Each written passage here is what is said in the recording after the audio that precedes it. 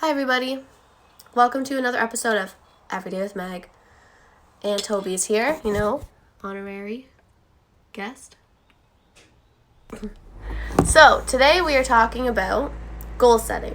I love goal setting more than anything. I could talk about goals all day long. Yesterday I led a goal setting workshop at In Fine Feather for their yoga teacher training. And I wanted to share a few snippets of what I shared in that workshop over a few IGTVs with you guys. So today we'll start with part 1 and we'll dig into just a little bit and then we'll add on as we go. So it's kind of nice to have a bit of a series that you guys can come back to and work through progressively. First off, let's start our morning off with, an affirmation card. So I love affirmation card decks. I've shown this one probably a million times. Super Attractor is one of my favorites. By Gabrielle Bernstein. So we're going to pull a card to kind of set the tone for our morning. When you come on, you can say hi. Okay.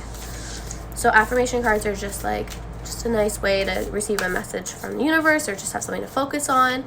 So this first one, I've never pulled this one. I trust that my powerful intentions combined with my faith are enough to allow my vision to become my reality. So this is actually perfect when we're talking about goal setting. I trust that my powerful intentions combined with my faith are enough to allow my vision to become my reality.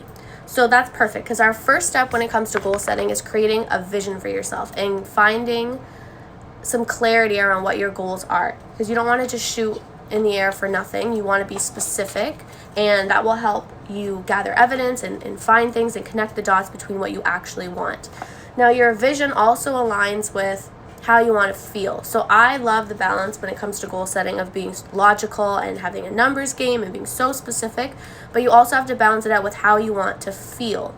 How you want to feel is really important because if you are reaching towards a goal, maybe you're doing that just because of your conditioning or because other people feel like you should do that, or you feel like it's the next logical step towards whatever direction you're going. But if you start to connect with how you feel, you'll recognize that maybe those two aren't quite connecting well together. That's not going to make you feel vibrant and energetic. It's not going to make you feel creative. And so this allows you to really break down what goals are going to make you feel good, what goals you want to start with. And so the best way to do that for me is in a meditation or even in a moving yoga practice, or sometimes going for a run or going for a hike. I want you to think about something where you can be mindful and you can be present. Hi, Ashley. Where you can be mindful and you can be present, and you can also allow your mind to wander. So I also do this when I'm walking Toby in the mornings, because once you establish a set vision, some goals, it's important that you remind yourself of them over and over again, as often as you can, because life comes up, things come up, there's obstacles, there's, responsibilities, and that our goals that we were excited about and present about sometimes get forgotten. And then before you know it, it's 6 months down the road and you forgot that you wanted to do X, Y, and Z.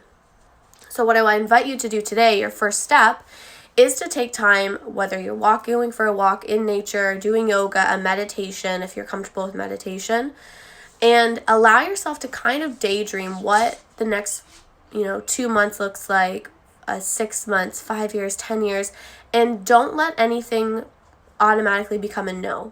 Allow yourself to get really big and wild, but also allow yourself to dream up simple things that are going to bring you happiness. Goals don't always have to be these big, huge, audacious things, and they totally can be, but also know that they can be little small things too, like you want to have a movement practice 3 times a week. You want to go for a run twice a week, whatever it is. So no, it doesn't have to be this big crazy thing, but it can be. So that means nothing is off limits. I want you to invite in this visualization practice, daydream practice, for at least 10 minutes.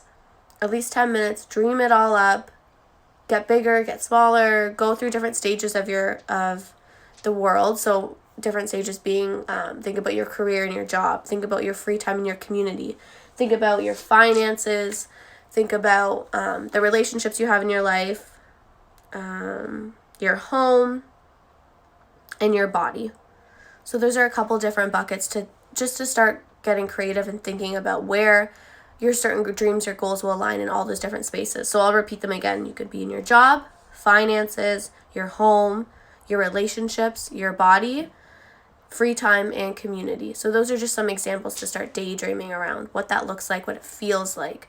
And if nothing comes to mind that's super specific, that's where you can lean back on how you want to feel, and that will help open your eyes to what might make you feel the way you want to feel. After you do that for about 5-10 minutes, I invite you to write it down, free write everything that came to mind. Nothing is off limits. That's so important. Free write everything down in a piece of paper or in your journal, whatever you have. What did you just come up with in your head? And putting it down to paper is like your next step. It's exciting to write it down, but also know it's going to feel a little bit scary, and that's totally normal. So you're going to free write everything. And again, give yourself time. Don't, 5-10 minutes maybe, free write everything down. You might notice some new ideas come through that process of writing as well. And from there, our last challenge for today is to start to circle a few that make you the most excited. So if you're like me, you might have like this whole page of a bunch of ideas. If you're newer to goal setting, you might only have a few, and you're still working to allow yourself to dream big and think about things that you see for yourself, especially if this is a new practice. But I want you to circle 1 or 2 that you want to start with. The ones that make you most excited, or perhaps just seem the most attainable going forward. Big or small, maybe you have one of each. And that's where we're going to stop today. The next time we do another IGTV part 2, I'll tell you what we're going to do with those 2 goals.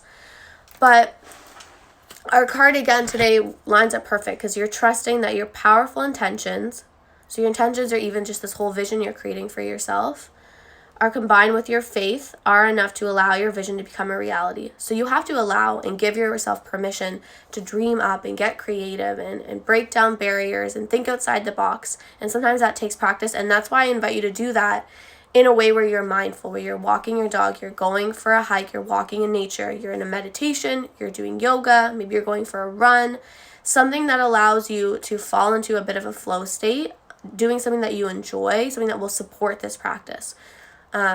That will really allow you to think outside the box a little more easily, especially if that's harder for you.